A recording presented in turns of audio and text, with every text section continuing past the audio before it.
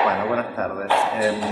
La charla que di hoy en el contexto de la celebración del sexto aniversario de Cadal es sobre el tema de democracia y autoritarismo en las provincias argentinas, que es el tema que ocupa mi tesis doctoral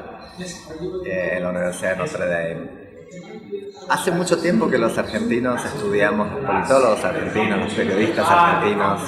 y los argentinos en general están interesados en nuestra democracia, ¿no? Nuestra transición a la democracia desde décadas donde la Argentina fue gobernada por regímenes directamente autoritarios o semidemocracias. Y ahora hace muchos años que tenemos un sistema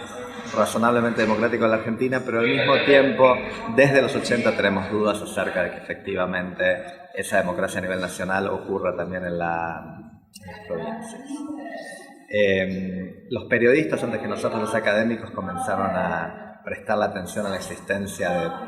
feudos, regímenes autoritarios o semiautoritarios en las provincias argentinas. El caso de María Soledad Morales llevó mucha atención sobre el régimen político de Catamarca a fines de los 80 y sobre el supuesto régimen así a veces llamado feudal de los Sadi y otros regímenes similares o que se consideraban similares como el régimen de los Rodríguez Sá en San Luis,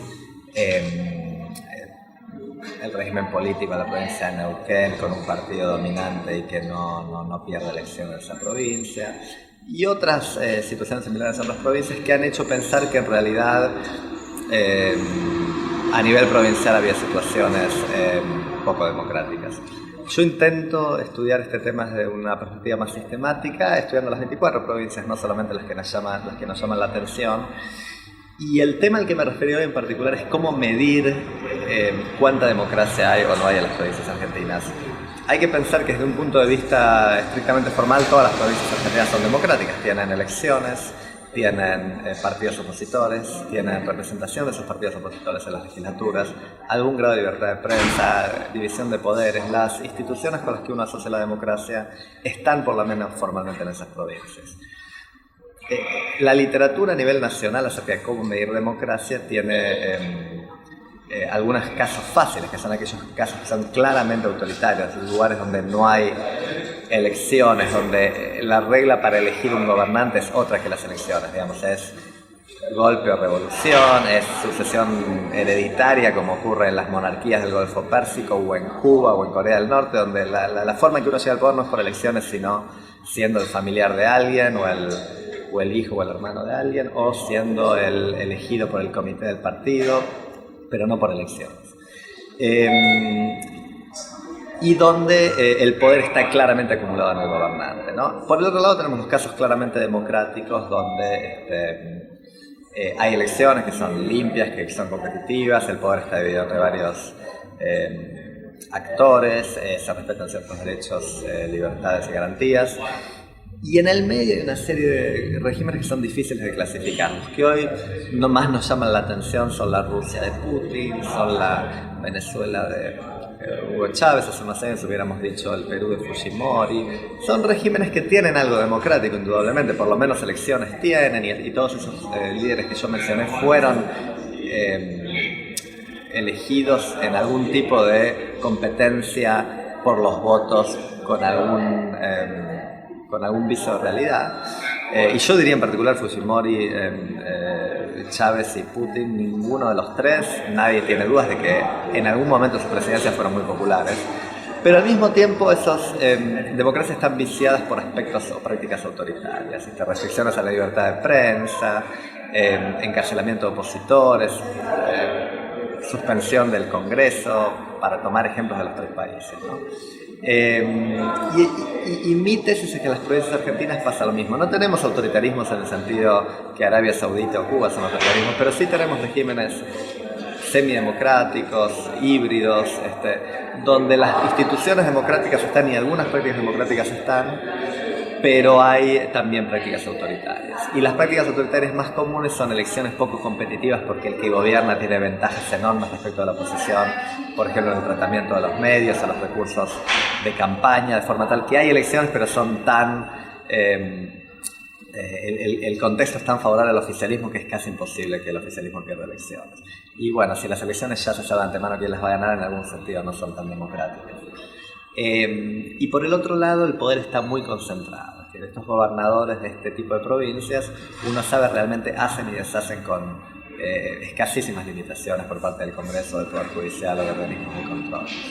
Así que si uno piensa que en la Argentina tenemos 24 provincias y por lo menos 8 de ellas, un tercio, en 8 de ellas nunca el oficialismo fue derrotado. Piensen en Santa Cruz, La Rioja, San Luis,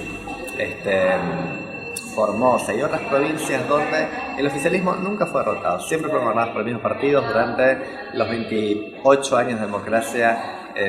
que van a ocurrir cuando termine este periodo gubernativo en las provincias. En los países democráticos eso no ocurre. Uno no puede pensar en casi ningún ejemplo donde el mismo partido haya gobernado 28 años o 7 periodos consecutivos. En la Argentina tenemos que por lo menos un tercio de las provincias están en esa situación. La hipótesis alternativa sería que estas provincias están excelentemente gobernadas y que por lo tanto la gente elige siempre al mismo partido, pero cuesta creer que La Rioja o Formosa o Santa Cruz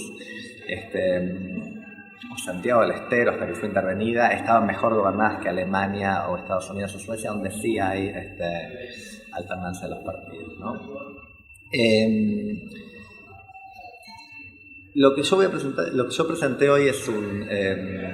índice de medición de ese tipo de existencia real de democracia en las provincias argentinas, indicando que tenemos muchas provincias que son bastante democráticas y otras que son realmente poco democráticas y muchas que están en el medio. El índice no es perfecto, la medición de estas cosas es compleja, pero por diferentes estrategias con las que yo me aproximo al tema se ve que provincias como Mendoza, Santa Fe, Córdoba, la capital federal, Entre Ríos, básicamente tienen instituciones y prácticas democráticas. Otras provincias como Chaco o San Juan o Chubut quizás están un poco peor, pero no están en un extremo no democrático. Y otras provincias como algunas de las que mencioné, San Luis o Santa Cruz, demuestran muchos signos de regímenes políticos menos democráticos.